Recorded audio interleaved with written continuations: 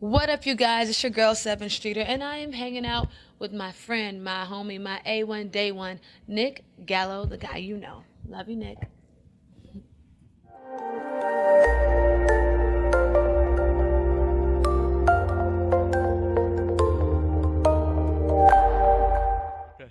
What's up? It's Nick Gallo, the guy you know. I'm here with the one and only Sevyn. Sevyn, man, how you been? Hi, family.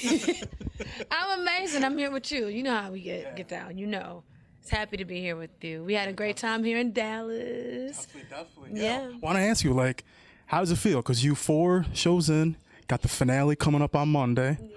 You know, like, how has it been just, because after this whole goddamn pandemic, yeah. You know what I'm saying? Like, how are you feeling just being back out there? Oh, it feels amazing. I was actually telling the fans here in Dallas, I'm like, I just had to thank them because it's been a couple of years. We've all been through a lot of changes because of the pandemic, but, they've always been patient with me. They let me take my time and make my art, and it just feels good. I appreciate them. I appreciate y'all spending your hard-earned money, and just coming out and having a good time and bringing great energy. So, Guilty Pleasurez Experience, it has been a great experience for me. Yeah. I want to ask you, though, because now you have such a huge catalog.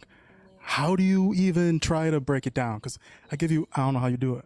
I don't know how we do it either. No, we literally we've been in rehearsals, and I'm like, well, can't we play like Sevyn? You can't sing every single song. So I just try to keep in mind the songs that the fans love the most, and then I'll go on Twitter and I ask them, like, which ones do you absolutely have to have? Y'all still not ever satisfied. Like, even at the meeting where they're like, why didn't you sing this song? I'm like, child, we would be here for 2.5 hours, and so next tour we'll get more in, And Deluxe just dropped. Yeah. How does it feel? Like, another thing I want to ask you too about, you have the Deluxe. Yeah. I know you took your time on this project. Like, was it hard to narrow it down? It's always hard for me to narrow things down. Thank God I have a great team, so they help me a lot. But for the most part, I like to hear which songs sound best. That just kind of flow from one song to the next. And, I love that we have the Deluxe because the songs that did not make the actual project, I was able to throw those on the Deluxe, tweak them a little bit. And, basically I still got to give the fans all of the music that I wanted to give them for Drunken, Wordz, Thoughtz, Deluxe, Yeah, definitely. I know they're all your babies. I know you can't pick, but like right now, what songs are you feeling? Well, goddamn. Right now, my favorite song at the moment is Taboo. It is. Is what you like, Taboo? That was one right there. The second it dropped in September, I was like, yo. You picked it? That and Forever I love. Oh, thank you. Oh, shout out to Lavish for Forever. He's featured on that record. But yeah, Taboo is that's definitely my favorite at the moment. And I love it for a couple of different reasons. I love it because I love flipping records. And we flipped the Alexander O'Neal record. It's produced by D Mal. I wrote it with my longtime collaborator. I call him my musical hubby, with Micah. And I wrote it with Micah, with Vincent Berry, who wrote Sandcastles for Beyonce, and Eric Dawkins, who is like famous for writing like all of the Underdog records, and he's just amazing in his own right. So it was just good energy, good energy. And I don't care if you're 15, you're 25, you're 40, you're 80, you're gonna love Taboo. It's a vibe. I can't wait for the video treatment and what you got planned. I can only imagine what it's coming. Okay, but I know you've been busy too. Like, even during the pandemic, you did the Black Pack. Yeah.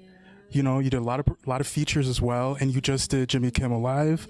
So how was it just kind of, you want to be in front of an audience, but doing those type of shows, how was that just getting out there? That was amazing because I hadn't really done a lot of television in a very long time. So, to do Kimmel with one of my best friends, with Eric, shout out Eric Bellinger, that's my family. Anytime you get to work with your friends, it just touches your heart in a completely different way. And I'm so happy for him and his success, and What About Us, and just it makes my heart happy. So that was dope.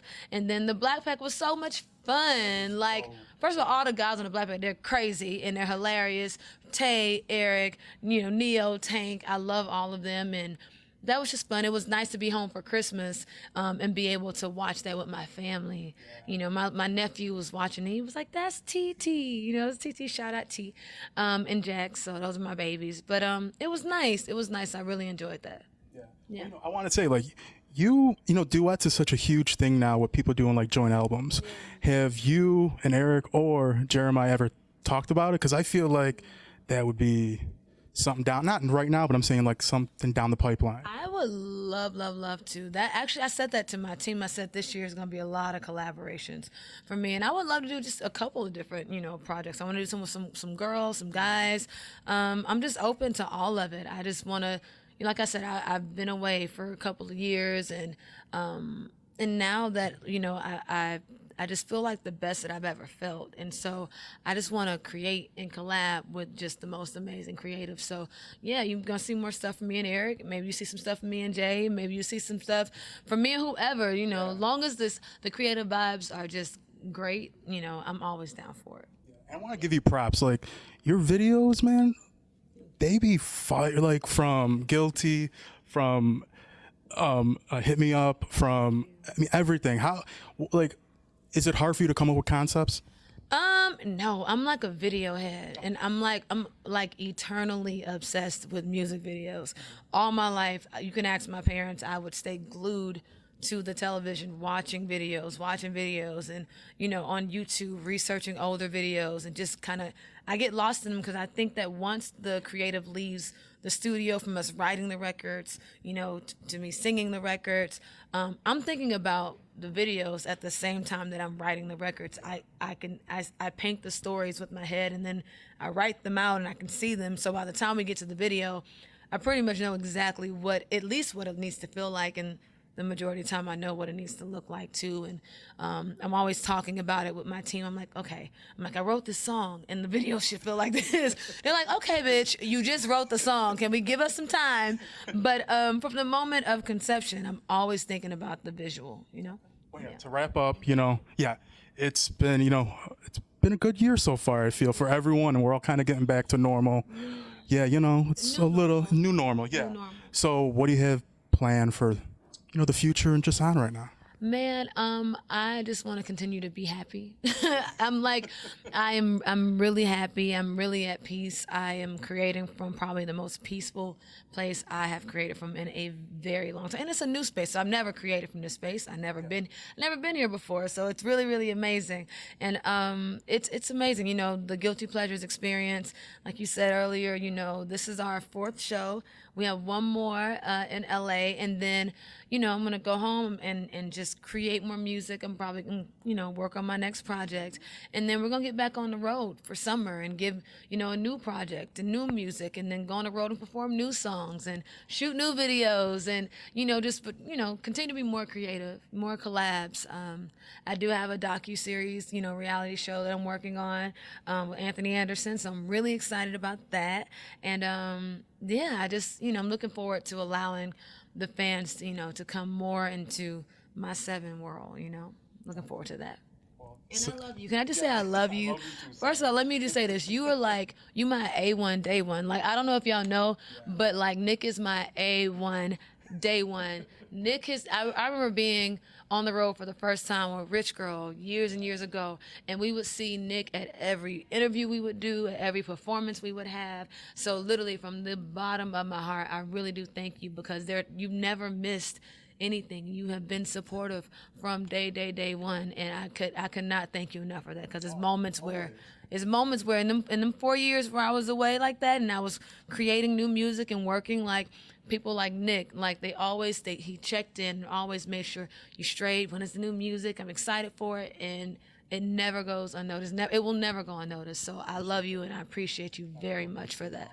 I appreciate you so much for always, like you said, always being super dope, always being consistent. You're so dope. It's crazy that I Like It came out 10 years ago this year. Like, it blows my mind. Yeah. Like, right, yeah, we grew up. But Sev, I want to thank you so much. I always appreciate you. Good luck on the final tour date, Monday. And, you know, to everything else, I appreciate you. And it's Gallo, the guy you know, here with Gallo, Sevyn. the guy you know. Love you, Nick. Love you too. Bye.